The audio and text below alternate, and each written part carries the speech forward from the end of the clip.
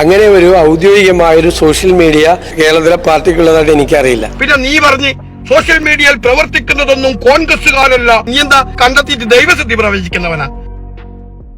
കൂടെ നിൽക്കുന്നവരുടെ കുതികാൽ വെട്ടുക, ഈ ശൈലിയാണ് കോൺഗ്രസ് എക്കാലത്തും തുടരുന്നത്. അതിന്റെ അവസാനത്തെ കൊത്തു കിട്ടിയിരിക്കുന്നത് ഇപ്പോൾ പ്രതിപക്ഷ നേതാവിനാണ്. കാര്യം എന്താണെന്ന് വെച്ചാൽ സതീശൻ ഡിജിറ്റൽ വിഭാഗത്തെ അങ്ങ് തള്ളിപ്പറഞ്ഞു. ഡിജിറ്റൽ മീഡിയ വിഭാഗം സൈബർ ഗുണ്ടകളാണെന്നാണ് പ്രതിപക്ഷ നേതാവ് പറയുന്നത്. അങ്ങനെ ഒരു ഔദ്യോഗികമായൊരു സോഷ്യൽ മീഡിയ സംവിധാനം കേരളത്തിലെ പാർട്ടിക്കുള്ളതായിട്ട് എനിക്കറിയില്ല. കോൺഗ്രസ് പേരിൽ ഒരുപാട് ഗ്രൂപ്പുകൾ ഉണ്ടാക്കിയിട്ടുണ്ട്. ആ ഗ്രൂപ്പുകളിൽ നിന്ന് എന്തൊക്കെയാണ് വരുന്നതെന്ന് വെച്ചാൽ, ഇനി കോൺഗ്രസ് വിരുദ്ധരാണോ അത് ഉണ്ടാക്കിയിരിക്കുന്നതെന്ന് സംശയം തോന്നുന്ന തരത്തിൽ കോൺഗ്രസ് വിരുദ്ധ വാർത്തകൾ കോൺഗ്രസിന്റെ ഗ്രൂപ്പ് പേരിലുണ്ടാക്കിയിരിക്കുന്ന ഗ്രൂപ്പുകളിൽ നിന്ന് അത് KPCC പരിശോധിച്ച് വേണ്ട നടപടി സ്വീകരിക്കണം. ഇതോടെ പാല് കൊടുത്ത കൈക്ക് ആഞ്ഞു കൊത്തുകയാണ് ആ വെട്ടുകിളിക്കൂട്ടം. സോഷ്യൽ മീഡിയയിൽ അല്ലാതെയും വരുന്നവനും പോന്നവനുമെല്ലാം പ്രതിപക്ഷ നേതാവിന്റെ നെഞ്ചത്ത് കയറാൻ തുടങ്ങി. ഫലത്തിൽ കൂടുതൽ ഒറ്റപ്പെട്ടിരിക്കുകയാണ് നമ്മുടെ കഥാനായകൻ ശ്രീ സതീശൻ ജി. പിന്നെ നീ പറഞ്ഞ് സോഷ്യൽ മീഡിയയിൽ പ്രവർത്തിക്കുന്നതൊന്നും കോൺഗ്രസുകാരല്ല, കോൺഗ്രസുകാർ. നീ എന്താ ലോകത്തുള്ള മുഴുവൻ മനുഷ്യന്മാരുടെ മനസ്സിലാക്കുന്ന പെലക്ട് ചെയ്ത് കണ്ടെത്തിയിട്ട് ദൈവസിദ്ധി പ്രവചിക്കുന്നവനാ? നീ ആരാ കോൺഗ്രസുകാരല്ലോ എന്നില്ല തീരുമാനിക്കാൻ വേണ്ടി? നിന്റെ സർട്ടിഫിക്കറ്റിൽ ഇവിടെ കോൺഗ്രസുകാർ പ്രവർത്തിക്കുന്നത് രാജ്യത്ത്? കോൺഗ്രസ് നേതൃത്വം മുഴുവൻ തന്റെ കൈപ്പിടിയിൽ ഒതുക്കി താൻ മാത്രമാണ് രാജാവെന്ന് കരുതി ഇരിക്കുമ്പോഴാണ് ഇങ്ങനെ ഒരു അടി പ്രതിപക്ഷ നേതാവിന് കിട്ടുന്നത്. 2021 കോൺഗ്രസ് അടപടലം തോറ്റ് LDF വീണ്ടും അധികാരത്തിൽ വന്ന കാലം. അന്ന് രമേശ് ചെന്നിത്തലയും ഉമ്മൻചാണ്ടിയും ഒന്നും അറിയാതെ ഇരു ഗ്രൂപ്പുകളിലും ചിലരെ ഒപ്പം കൂട്ടി VD സതീശൻ ഒരു കളി കളിച്ചു. നമ്മൾ ആദ്യം പറഞ്ഞ അതേ കുതികാൽ വെട്ടൽ തന്നെ. അതുവരെ രമേശ് ചെന്നിത്തല തന്നെ പ്രതിപക്ഷ നേതാവെന്ന് ഉറച്ചിരുന്നിട്ട് അവസാനം അത് ഹൈക്കമാൻഡിന്റെ സഹായത്തോടെ സതീശൻ അങ്ങ് തട്ടിയെടുക്കുന്നു.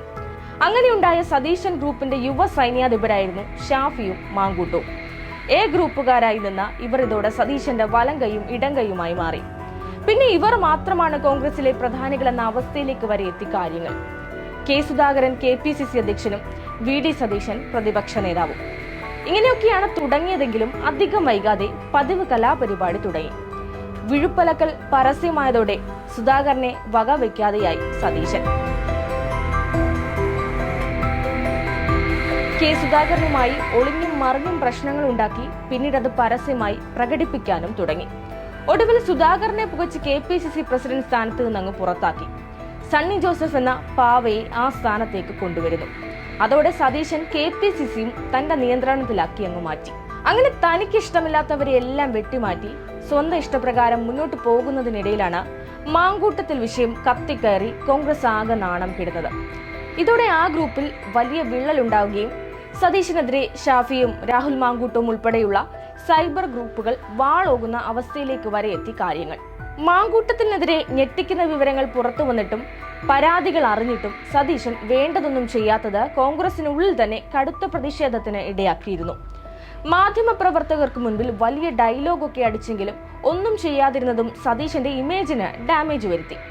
ഇതോടെ കോൺഗ്രസിൽ ഇന്നേ വരെ കണ്ടിട്ടില്ലാത്ത നിലയിൽ കോൺഗ്രസ് സൈബർ ഗ്രൂപ്പുകൾ തന്നെ സതീശനെ പരസ്യമായി അധിക്ഷേപിക്കുന്നു. സ്വന്തം ഐഡന്റിറ്റി വെളിപ്പെടുത്തി കോൺഗ്രസുകാരാണെന്ന് പറഞ്ഞുകൊണ്ടാണ് പ്രവർത്തകർ സതീശനെ പരസ്യമായി പച്ചത്തെറി വിളിക്കാൻ തുടങ്ങിയത്. വല്ലാത്തൊരവസ്ഥ തന്നെ.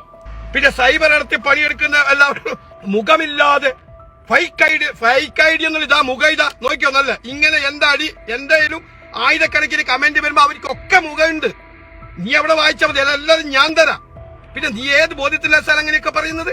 ഇതോടെ ഒരു കാര്യം വ്യക്തമാണ്, കോൺഗ്രസുകാർ പോലും പ്രതിപക്ഷ നേതാവിനെ അംഗീകരിക്കുന്നില്ല. ഒപ്പമുണ്ടാകുമെന്ന് കരുതിയവർ പോലും കൂടെ നിൽക്കുന്നില്ല. എല്ലാവരും കൈയൊഴിയുന്നു.